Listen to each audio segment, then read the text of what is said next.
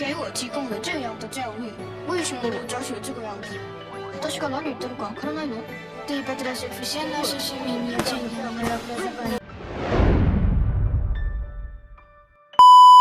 Kisah bermula pada tahun 1993, di mana seorang pria berusaha menyerang dokter. Entah alasan apa yang membuat pria tersebut marah sehingga ingin menghabisi korban.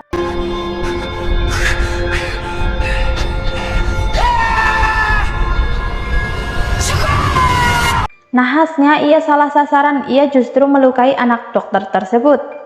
30 tahun kemudian, seorang pria bernama Kim Yong-jun sedang komat-kamit menghafal sebuah alamat yang tertulis di sebuah kertas. Dia berniat menculik seorang anak yang tinggal di alamat tersebut. Sebagai penculik amatir yang baru pertama kali akan menculik, melihat polisi patroli pun membuatnya ketakutan. Dia segera tancap gas menghindar dari mereka. Di saat itulah secara kebetulan anak yang akan diculiknya justru tiba-tiba muncul dan pingsan di depan mobilnya yang sedang melaju.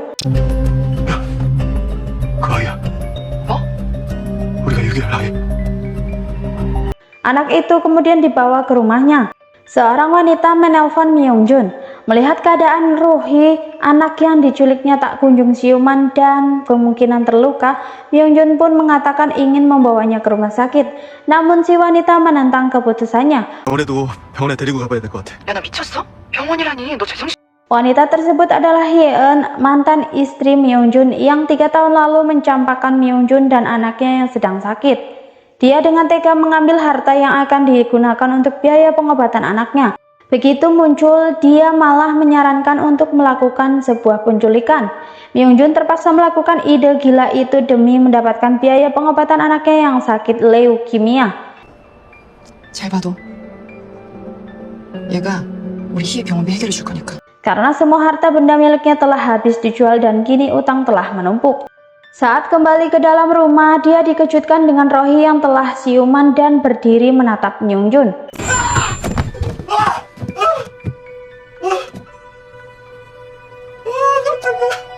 Rohi membombardir pertanyaan kepadanya mengenai nama dan hubungan mereka berdua. Yang lebih mengejutkan, Rohi ternyata amnesia. 너 말고 나. 나 말이야 나. 얘가 누구냐고. Melihat foto sebuah keluarga yang tertempel di kamar, Rohi menebak bahwa Myung-jun ayahnya. Myung-jun yang kebingungan pun terpaksa mengaku sebagai ayahnya. 아빠? 아빠? 그래. 아빠야, 아빠. 아빠지, 아빠야. Dan nama Rohi dirubah menjadi nama anaknya, yaitu Kim Hye-i.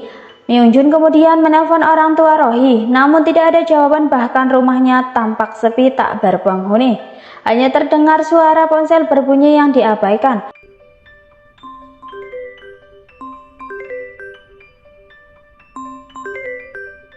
Singkat cerita, Myung-jun menelpon Hye-eun. Dia memberitahu bahwa orang tua Rohi tidak menjawab teleponnya. Bahkan anehnya mereka tidak merasa cemas padahal anaknya telah menghilang beberapa hari. 어제부터 쉬지 않고 걸었어. 근데 안 받잖아. 야, 말이 안 되잖아. 딸이 납치됐는데 이틀 동안 전화를 안 받는다고. Myung-jun memarahi Hye-eun yang telah meninggalkan anaknya seorang diri di rumah sakit. Dia pun berlari menuju rumah sakit. Dia masuk ruang rawat anaknya dengan cara mengendap-endap karena takut ditagih biaya perawatan anaknya yang sudah menunggak. Apesnya dia tetap ketahuan. Dengan sekuat tenaga dia berlari dari kejaran perawat. Langkahnya terhenti ketika perawat berteriak bahwa anaknya telah mendapat pendonor dan akan dioperasi. Untuk itu dia harus segera melunasi semua biaya agar anaknya secepatnya dioperasi. 희애랑 맞는 골수 기증자가 나타났어요. 수술. Sementara itu Rohi terkejut dengan dirinya sendiri yang bisa dan mengerti bahasa Inggris. Dia juga berkeliling di sekitar rumah dan menggambar denah lingkungan tersebut. Setelah Myung-jun kembali, Rohi berbicara menggunakan berbagai bahasa di depan Myung-jun, yang membuat Myung-jun bengong karena tak mengerti perkataannya.